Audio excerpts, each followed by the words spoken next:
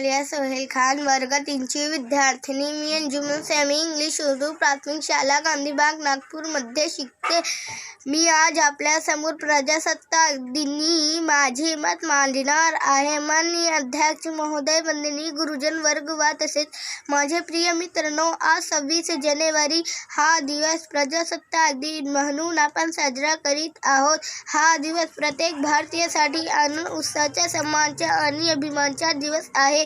26 जानेवारी 1950 रोजी आपल्या देशात संविधान अंमलात आले. देश प्रजासत्ताक म्हणून घोषित करण्यात आले.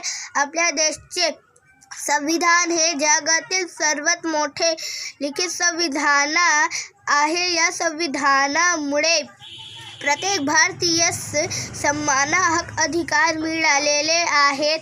या दिवशी प्रत्येक शाळेमध्ये ध्वजारोहण करून राष्ट्रीय गान म्हटले जाते. विद्यार्थ्यांना खाऊ वाटप केले जाते. वेगवेगळ्या कार्यक्रमांचे आयोजन केले जाते.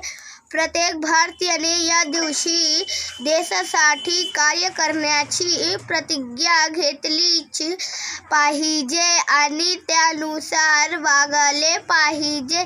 शेवटी इतकेच म्हणावेसे वाटते, भारत भूमीची आम्ही लेकरे एक राहो. प्रार्थना, एक आम्ही एक राहोत, एक आम्हास राहू द्या. प्रजासत्ताक दिन चिरायू होवो. धन्यवाद.